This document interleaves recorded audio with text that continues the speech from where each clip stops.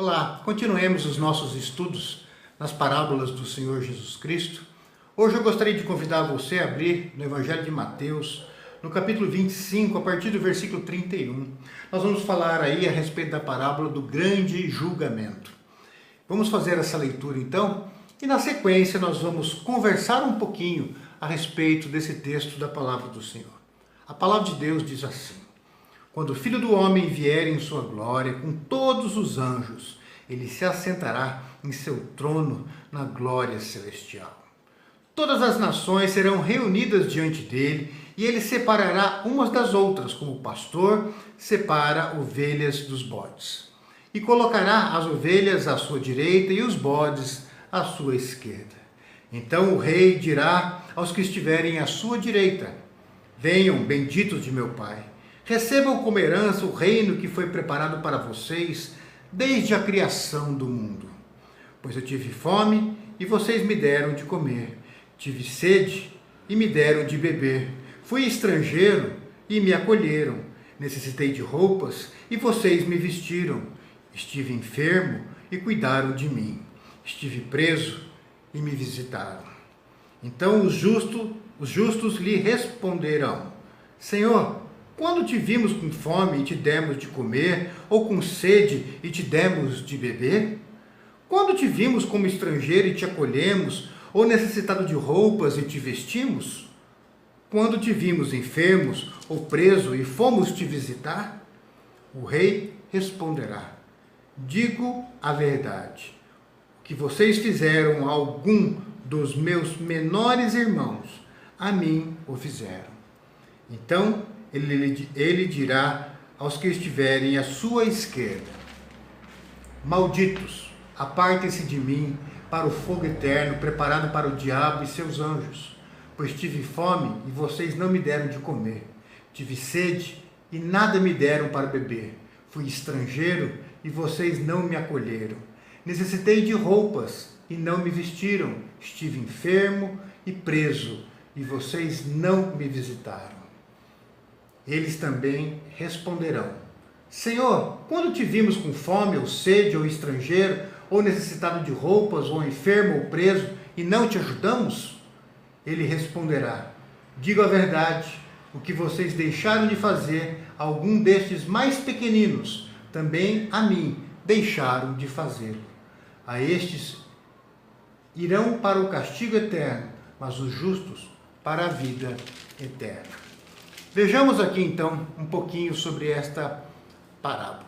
Vamos aprender um pouquinho algumas coisas inicialmente. Primeiro, Jesus fala aqui a respeito de ovelhas e bodes em um mesmo pasto. Uma coisa interessante, uma diferença entre as ovelhas e os bodes aqui, em primeiro lugar, é que as ovelhas, elas respondiam prontamente à voz do pastor. Quando o pastor chegava no fim de tarde e chamava, as ovelhas vinham ao seu encontro, porque elas reconheciam a voz do pastor. Já os bodes, eles nem sempre respondiam. Quando eles achavam que tinham coisa mais importante para fazer, eles continuavam ali, ou pastando, ou bebendo a sua aguinha, ou fazendo qualquer outra coisa. As ovelhas respondem prontamente à voz do pastor. Elas se colocam totalmente dependentes da direção do pastor. O bode não. O bode responde segundo dá na telha, segundo a cabeça dele. Às vezes ele responde e às vezes ele não responde. Esse é um texto que Jesus está falando a respeito do dia do julgamento, de um grande julgamento, quando fala que vai separar nações e nações, povos e povos, etnias e etnias, e cada grupo vai ser julgado. Então esse texto é interessante, porque ele mostra para a gente que o ser humano ele é julgado individualmente, mas também cada grupo vai ser julgado ali diante de Deus pelos seus comportamentos. Mas vamos então prosseguir. Ele coloca dois grupos. As ovelhas, esses que respondem à voz do bom pastor, são colocadas à direita de Jesus, do rei, do juiz naquele dia. E à esquerda é colocado os bodes, aqueles que não ouvem a voz dele ou ouvem só quando querem, mas são senhores da sua própria vida e a voz do pastor não faz tanta diferença para eles. E Jesus começa então falando a respeito das ovelhas, do povo dele, daqueles que ouvem a sua voz e o respeitam como Senhor. Ele fala: venham benditos do meu Pai, recebam como herança o reino que foi preparado para vocês desde a criação do mundo. Jesus está dizendo: olha, o Pai preparou um reino eterno para vocês. Um reino maravilhoso, onde não existe morte, não existe sofrimento, não existe dor, não existe injustiça, existe comunhão perfeita da criatura com o Criador, da criatura, do homem, do ser humano com ele mesmo, ou seja, paz perfeita, harmonia perfeita. E Jesus fala: venham, chegou a hora de vocês entrarem para este reino de harmonia, de paz e de alegria abundante e eterna. E ele chama essas ovelhas, ele chama o seu povo para perto dele. E ele deixa aqui bem claro o comportamento dessas ovelhas, desses que são verdadeiramente povo de Deus. Ele fala assim: entrem para este reino preparado para vocês desde antes da fundação do mundo. Ele fala assim: porque eu tive fome e vocês me deram de comer, eu tive sede, vocês mataram a minha sede, eu estava enfermo, vocês cuidaram de mim, eu estava preso, vocês foram me visitar. E ele começa a colocar estas coisas a respeito dessas ovelhas, e é muito interessante que essas ovelhas agora, esses que são verdadeiros discípulos de Jesus, olham para ele e falam assim: mas espera aí, quando, Senhor, que você teve fome e nós te demos comida? Quando você teve sede, nós matamos a tua sede? Quando você estava enfermo e nós fomos te visitar? Quando que você estava preso e nós fomos lá para te fortalecer, para te dar uma palavra de ânimo, para estar ao seu lado? Quando, Senhor, que nós fizemos isto? E aí Jesus fala: cada vez que vocês fizeram a um desses pequeninos, é a mim que vocês fizeram. Cada vez que vocês viram uma pessoa com sede e deram um copo d'água, era para mim que vocês estavam fazendo. Quando vocês viram alguém com fome e alimentaram este faminto, era a mim que vocês estavam alimentando. Porque essas pessoas é minha imagem e semelhança. E amando essas pessoas, vocês me amaram. E honrando essas pessoas, vocês me honraram. E salvando essas pessoas de suas dores, das suas enfermidades, era a mim que vocês também estavam curando. Veja só que interessante. Estas ovelhas, esses verdadeiros discípulos de Jesus, esses que são os verdadeiros crentes aqui nesse texto, é interessante que eles não percebiam os atos de justiça, de bondade, de caridade que eles faziam. Então, essa bondade não era algo forçado, mas era algo natural. Era fruto de gratidão, da nova natureza que eles receberam em Cristo Jesus. As boas obras, a caridade, os atos de amor, os atos de justiça, os valores do reino dos céus, eles manifestavam isso, porque isso estava dentro deles. E eles faziam isso. Por isso, quando Jesus fala: olha, quando eu tive sede, vocês me deram água, quando eu tive fome, vocês me alimentaram. Mas quando que nós fizemos isso? Eles nem perceberam. É como você perguntar, dizer para uma vela: obrigado pela luz que você emitiu para iluminar o meu caminho. Espera aí, quando que eu emiti luz? Ela simplesmente irradia aquela luz e ela ilumina o caminho dos outros. Por quê? Porque está nela fazer aquilo. É natural.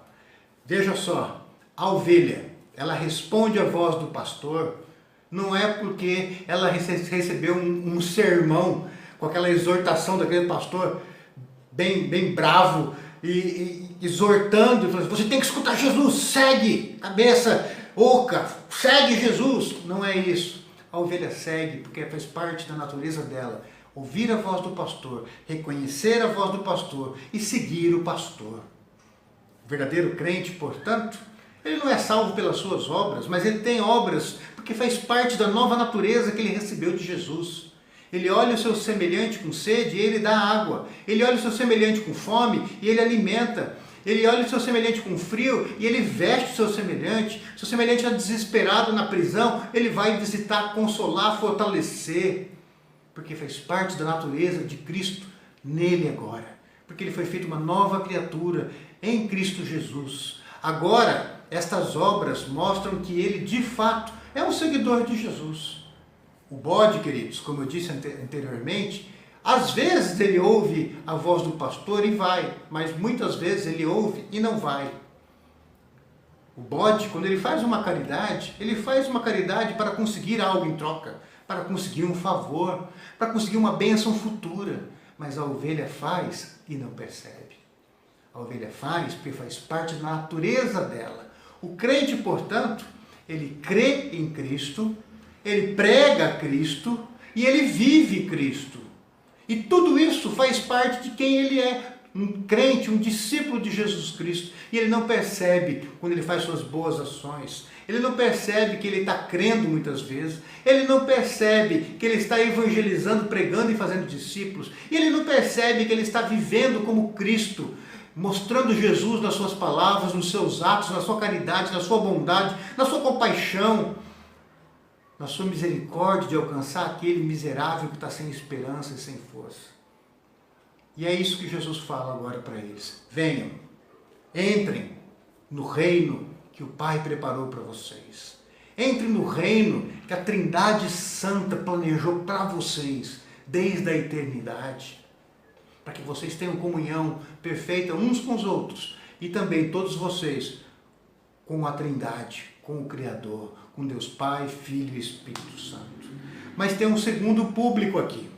Aqueles que são colocados à esquerda, à direita, os cordeiros, aqueles que são verdadeiros crentes, aqueles que ouvem a voz do pastor e honram o pastor e seguem o pastor, e têm prazer de seguir o pastor, e está neles o seguir o pastor. Mas à esquerda de Jesus foram colocados os bodes, aqueles que estão pastam no mesmo pasto das ovelhas, crescem junto no mesmo mundo, às vezes nas mesmas igrejas, mas não são ovelhas, são bodes.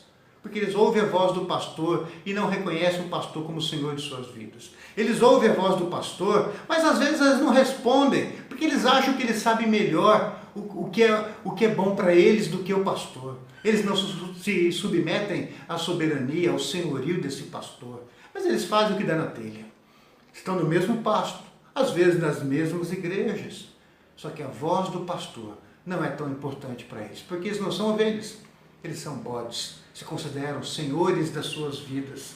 E é interessante que Jesus agora não fala benditos, abençoados, mas chama esses de malditos, amaldiçoados. Muitas vezes nós não conseguimos compreender a realidade disso. Mas por que Jesus está chamando aquelas pessoas de malditos, de amaldiçoados? Sabe por quê, queridos? Porque de fato eles são. Porque quando eles viram as costas para o bom pastor, porque quando eles viram as costas para o senhorio de Jesus sobre as suas vidas, não é que Deus está os amaldiçoando, mas eles se tornam amaldiçoados porque no momento que eles se afastam daquele que é a origem de todo bem, o abençoador. E Jesus os chama, então aqui, de malditos, de amaldiçoados, e fala, olha, se apartem de mim. É isso que vocês sempre quiseram. Então se apartem de mim e vocês agora vão para o fogo eterno. E é interessante que lá para as ovelhas Jesus fala, entrem agora no reino que o Pai preparou para vocês desde antes da fundação do mundo. E agora para esses ele fala assim, entrem no fogo do inferno, que Deus preparou para o diabo e para os demônios. Não foi preparado para essa turma, mas essa turma, quando não ouviu a voz do pastor, quando deu as costas para o bom pastor e se tornaram malditos porque saíram de perto do abençoador, agora eles estão indo para onde o líder deles os levou, os conduziu durante toda a vida. E agora eles estão indo também para junto desse seu líder, o diabo. E lá eles vão perecer com o diabo eternamente no inferno. Não é um purgatório. Não é uma prisão temporária para pagar uma dívida, mas é um local eterno, uma separação eterna de Deus. Se o céu é o local perfeito, onde não existe nenhum sofrimento, nenhuma injustiça, nenhuma dor, não existe morte, não existe enfermidade, não existe mais nada disso, porque lá Deus se encontra de forma plena na vida de todos que lá habitam. O inferno é o local onde Deus vai se retirar completamente. Então, até estes que viveram sem Cristo, quem sabe foram até religiosos, quem sabe foram até felizes por ter um bom carro, uma boa profissão, quem sabe foram até um médico bem-sucedido, um advogado bem-sucedido, um político rico que curtiu a vida doidado, quem sabe era até alguém que frequentava uma boa igreja, mas ouvia a voz de Jesus só de vez em quando, quem sabe pessoas que tiveram momentos de alegria na sua vida, mas agora que vão ser lançados no inferno, onde Deus não habita, estes vão provar de uma realidade horripilante, inimaginável, um local onde por Deus estar ausente e se retirar, porque afinal é isso que essas pessoas sempre quiseram, sair de perto da voz do Cordeiro de Deus. Agora é um local onde não existe nada de paz. Até aquela paz que eles tinham por causa do dinheiro, por causa de qualquer coisa, vai ser retirada deles. A alegria que eles tinham por causa de qualquer outra coisa não vai existir mais. Se existir alguma comunhão, algum bom relacionamento com algum tipo de pessoa, lá não há espaço para isso. É sofrimento pleno, absoluto, perfeito por toda eternidade. Então o inferno é real, sim. As pessoas não gostam que falam disso, mas é real. E é por isso que nós temos que pregar o evangelho também. Porque existe o milagre também de bodes sendo transformados em ovelhas. Porque os impossíveis dos homens são os possíveis de Deus. Aqueles que um dia davam as costas para Jesus e não ouviam a sua voz e não se colocavam debaixo do senhorio dele, hoje se tornaram ovelhas pela obra de Deus, são novas criaturas em Cristo e agora são convidadas a um dia, quando Jesus voltar, a entrar na morada de Deus, no reino dos céus, que foi preparado para nós eternamente. Mas estes que são os bodes, que viveram segundo a sua própria vontade, que estavam no mesmo pasto, como eu disse, vivem nesse mesmo mundo, muitas vezes frequentam as mesmas igrejas, às vezes exercem até papéis de liderança. Vou dizer uma coisa para vocês, tem pastores e até missionários, muitas vezes, que se acham tão crentes, que estão com as suas igrejas, mas, na verdade, se tornaram profissionais da área e não vivem debaixo do senhorio de Jesus. Eles vivem uma religiosidade, um ritual religioso, com coisas que devem ser cumpridas simplesmente. Tantas orações por dia, tantas rezas, tantas, não é isso? E aí eles cumprem tudo isso, mas o senhorio de Jesus não é uma realidade, porque eles não se prostraram diante do rei para viver ou para morrer, para consagrar tudo que eles são, tudo que eles têm a Jesus. Estes bodes, esses que estão à esquerda de Jesus, Jesus fala, vocês vão queimar no inferno agora por toda a eternidade. Porque eu tive fome e vocês não me deram de comer. Eu tive sede e vocês não me mataram a minha sede, não me deram água. Eu estava com frio, vocês não me vestiram. Eu estava preso, vocês não foram me visitar. E veja que interessante, os bodes também não conseguiram perceber o mal deles. Assim como as ovelhas não perceberam o bem que elas fizeram ao próximo, o bode, ele não percebe o mal que ele faz. Vou dizer uma coisa para vocês, não está aqui no texto, mas agora de experiência prática de vida pastoral. O bode, ele não percebe, como diz o texto, o mal que ele faz, mas ele gosta muito de colocar em edital o bem que ele faz, a caridade que ele faz, a roupa que ele leva para o doente, para a pessoa que está com frio, o remédio que ele leva para o doente, ele vai tirar foto, vai colocar ali, porque ele quer mostrar para ele e para os outros que ele é bom. Mas isso é como um ritual religioso, isso é como uma troca de favores, como se ele pudesse conquistar o favor de Deus. Mas na verdade ele continua sendo bode, porque ele não se coloca debaixo do senhorio de Jesus. Ele tem momentos de caridade para conseguir algo futuro, para mostrar que ele é bonzinho, para tentar mostrar, até provar para ele mesmo que ele tem uma espiritualidade sadia. Então, ele se esforça para fazer o que é bom, para conseguir algo no futuro. Não como a ovelha que faz com naturalidade, como algo que é fruto de gratidão, de adoração a Jesus Cristo, de amor ao próximo. Não, ele faz para conquistar algo, o bode faz para conquistar algo. Mas o mal que ele faz, ele não percebe. Jesus fala, eu tive fome, você não me deu comida. Mas quando você teve fome, eu não te dei comida? Quando você viu o outro com fome.